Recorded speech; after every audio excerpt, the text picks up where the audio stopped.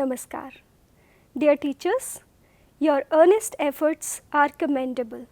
The efforts that you put in to nurture the young minds, to not just prepare them for better careers, but also to shape their values, beliefs, attitudes and dispositions, above all to make them responsible and compassionate humans. Research shows how much a teacher has to undergo while carrying out the day-to-day activities. How much physical, emotional, psychological turmoil does a teacher every day encounter, and how much is the load of expectations from all corners. In spite of all of this, you welcome your children with smile and work for them tirelessly with high spirits. It is unparalleled with any other profession. To be better equipped for the critical role that you play, continuous and consistent professional development is the key. Like a sword is to be sharpened to make it better fit for the job, we teachers are also required to polish ourselves on a regular basis to be better organized and more impactful. Today, I will take this opportunity to make an effort to help you polish one of the non-negotiables in the process of teaching learning, the planning part, specifically lesson plan. If I try to define lesson plan, I would say a lesson plan is a teacher's roadmap to drive learning in the classroom, to cater to what will be taught, how will it be taught, which resources will be used, and how will it be assessed. Let us have a look at the learning outcomes of today's session. Today, we will try to understand what is the significance of a lesson plan. We will also try to relate that why is it important for an educator to have own class specific lesson plans. We will also learn the skill of developing the effective lesson plans. We will explore what are the critical components of a lesson plan, and not just this, we will discover what happens after a plan is prepared and executed. Now the question arises as to why I need to pen down the lesson plan when I have so many years of experience and I know my content well. Well, a lesson plan aids your content knowledge because it is not just the content knowledge which is important, but its organization, the strategy of transaction and assessment also hold equal significance. Lesson planning helps a teacher to carefully put together the learning outcomes for the students, what is expected out of them once they experience the session. Lesson planning helps a teacher to organize what is to be taught and how it can be taught. Lesson plan also serve as a checklist for the resources required to effectively transact the lesson. It organizes the educator's mind for the sequential flow of the session.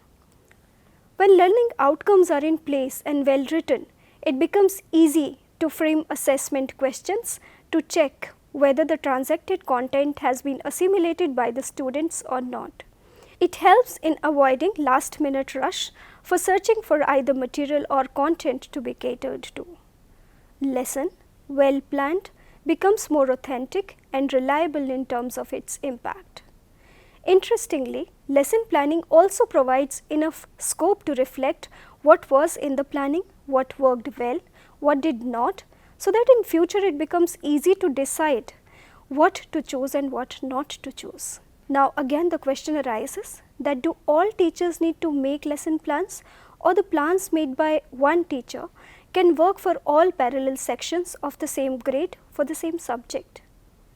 Dear friends, no two individuals are same. Then how can two classrooms show similarity?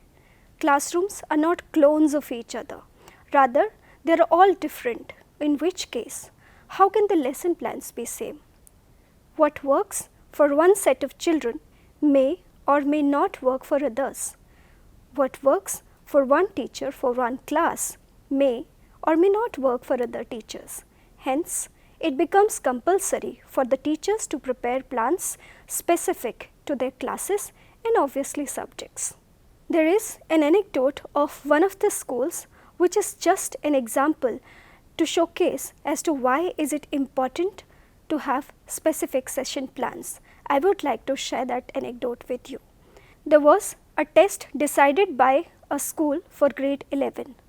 A day prior to that, there were 4 children who celebrated a birthday party outside the home and slept deeply after coming back late night. As a result, they got late in reaching to the school, and by then the test was over. Afraid of the teacher, they decided to make some excuse. They said to the teacher that while coming back from the birthday party, their car's tire burst, because of which the driver could not drop them back on time. Teacher thought for a while and agreed to take a retest after 2 days. Children were happy because they could buy time for studying. They studied thoroughly so that they can score well. After 2 days, they were all prepared to appear for the test and to score full marks. Teacher then said that he has prepared the question paper and the same question paper will be given to each one of them. There is one condition, however, that they will have to sit in 4 different rooms. Children agreed very easily because they were confident of their studies. They thought that how it is going to make a difference when they have no plans to use unfair means. They have studied thoroughly and they are well prepared. So the test was administered with the same condition. But the catch here is that this was the question paper that you see on the slide. And this was given to all 4 of them. There were only 2 questions in the paper. As you can see, the paper was prepared not to check the course content, but to check the authenticity of the information about their absenteeism from the test. By giving them time to study, the teacher ensured that they will surely be prepared for the course content, but he was more concerned about how they are being shaped as humans. This plan prepared by the teacher is a classic example of the teacher's compassion and intent. This also communicates about the expertise of the teacher. Intelligently, by giving them time, he ensured that the course content is also not compromised upon. That is why it is important to have class specific lesson plans, keeping uniqueness of the class in mind. Let us now understand the process of development of lesson plans. The process of lesson plan does not start randomly by keeping just forthcoming lesson in mind, but academic planning has to be more organized and systematically planned. Keeping a bird's eye view of the whole year in mind, the lessons are planned. It involves macro planning and micro planning both.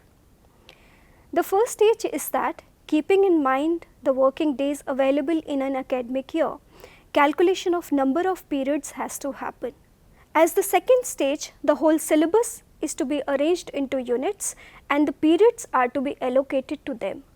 For grades 9 to 12, a tentative number of periods required for the transaction of a particular unit in different subjects is mentioned in CBSE's curriculum document, but it might differ as per the availability of periods in different schools. As a third stage, this is the stage for planning for whole unit, the learning outcomes, number of sessions, overall resources and support material, etc. So, this is complete planning for whole of the unit. Then comes the last stage, which is the development of lesson plans. That is how the process becomes more systematized. It is a worthwhile idea to now discuss about the important components of a lesson plan. The important components include general details, learning outcomes, assessment of qualifying knowledge, addressing classroom diversity, the transaction, check for understanding, assignments, resources, and post-session reflection. So, let us delve deeper into understanding these components in much greater detail. General details of a session plan include to which school, to which grade, to which section, to which subject does this lesson plan belong to. Sequentially, which lesson is this? What is the lesson number? What are the topics and subtopics that will be covered in this session? How much is the time allocated for the lesson? and other details that are required as the requirement of the school. The learning outcomes are one of the most critical essentials of a lesson plan. They are to be well defined and well articulated, covering all the subtopics of the topic under consideration.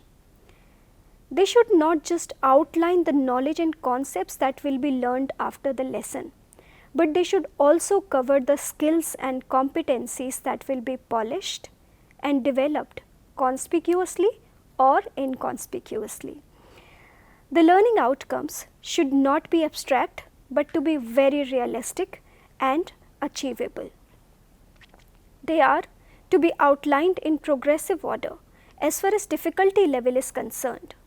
For example, it will be easy for the learners to recall and understand, but it will be difficult to apply, synthesize, evaluate and create. It is also important that for a particular lesson, the learning outcomes are not to be too many. Mentioned learning outcomes are to be achievable within given time frame of the lesson. The next important component of a lesson plan is mentioning the methodology of the transaction.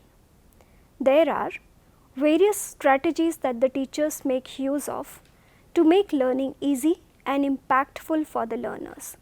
This methodology is to be mentioned in the lesson plan. While mentioning the methodology, its technical name will be of great help.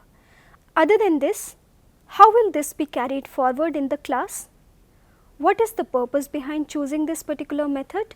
What advantages will it offer to this particular lesson will also be helpful. Mentioning tools and techniques of assessment of prerequisite knowledge along with the subtopics will also be a worthwhile idea, as it will ensure the gradual progression and building of concepts in learners. It can also be done by doing a quick activity or by asking a few questions based on understanding of the previous topic.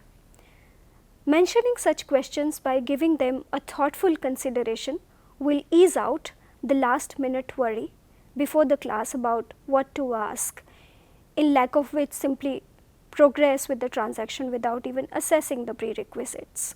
The next important component to plan for is addressing classroom diversity. It is non-negotiable to know the diversity in the class in terms of the learning styles of learners, individual differences in learning, having in class the children with special needs or any other noteworthy concern area, or even the strengths of the class. This guides the planning for the session and selection of suitable strategies and resources needed. If it is not taken care of, the efficacy of the lesson transaction cannot be ensured. Transaction is a major part of a lesson. Most of the time allocated to a lesson is dedicated to this part. It is because of this section the effectiveness of the lesson is decided. Hence, it has to be furthermore efficiently planned. There can be 5 subsections to this. In sequential order they are: set induction, assessment of qualifying knowledge, the main transaction, summarization and check for understanding. In set induction, the teacher tries to build connect with the learner and ensures their readiness for the session. For this, there are many activities that can be quickly conducted in the class to build an immediate connect. The strategy or the activity can be mentioned in the plan for setting the induction. Assessment of prerequisites or qualifying knowledge has already been discussed prior, as this is a very significant happening during the transaction to ensure smooth transition of learners from one concept to another. Then comes the main transaction part, where the major activity will be conducted to teach the topic. It is from this section majorly the attainment of learning outcomes can be ensured. Hence, the strategy or the activity is to be given enough thought, keeping the topic under consideration. As per the nature of the content, the strategy will also change. Hence, The educator may like to mention the flow of the session. How will it progress in the class? How will the culmination happen? Towards the end, summarization of major subconcepts is always helpful for the learners to consolidate the learning. Educator can have various strategies for this as well, which can be mentioned in the plan. The moderation in the strategy can happen as per the need of the class. How much the learners were able to grasp from the session can be checked by checking for understanding.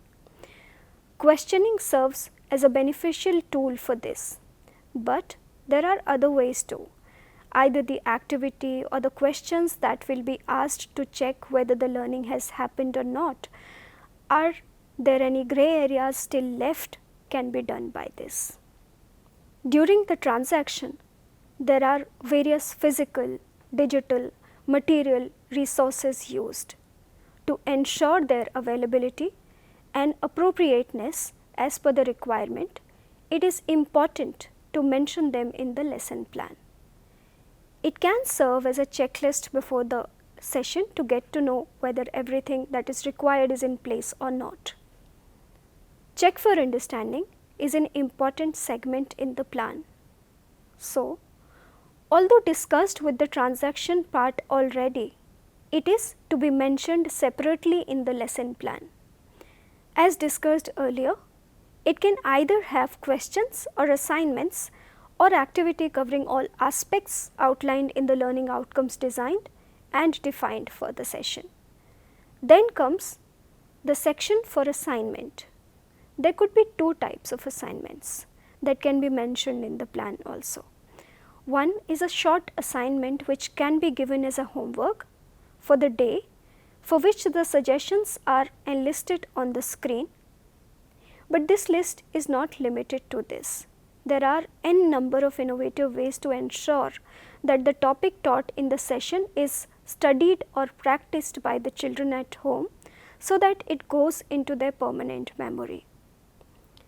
Another one is the long-term assignment, because this particular session is a subset of the bigger unit plan. Hence, there could be some ongoing parallel tasks that are assigned to the students, which can also be mentioned in this section of long-term assignment. After planning for almost everything, a section devoted to post-session reflection is a worthwhile idea. To revisit the plan, the strategy, what worked well, what did not, what is to be continued and what is not to be applied later. Reflection on the efficacy in terms of student engagement and attainment of the learning outcomes by the learners helps in self-analysis and guiding the course correction if needed. Let us look at a few examples from chemistry, science, mathematics, ICT and political science. These are just few examples and they may not be perfect. The teachers can create even better plans. It is important to mention that each school also has a set format for the lesson planning. We've just discussed the components of a lesson plan. It is not to be considered as a mandate to follow as it is proposed in this session. This session is meant to just polish the skills of development of lesson plan. A wise decision making is expected from the educators to make both ends meet to fulfill the requirements of the organization or institution, or to not to compromise on any critical essential of a lesson plan. Lesson plans are meant to facilitate and make easy the journey of transaction. They are not meant for complicating the process of teaching learning. So this was all about lesson planning. A teacher is expected to shape human behavior and tendencies. As a teacher, the impact is global, which affects the generations too. Guided by this thought, a teacher requires careful planning, thoughtful considerations, sensitive approach, and wise execution. With best wishes for this glorious and proud responsibility. Namaskar.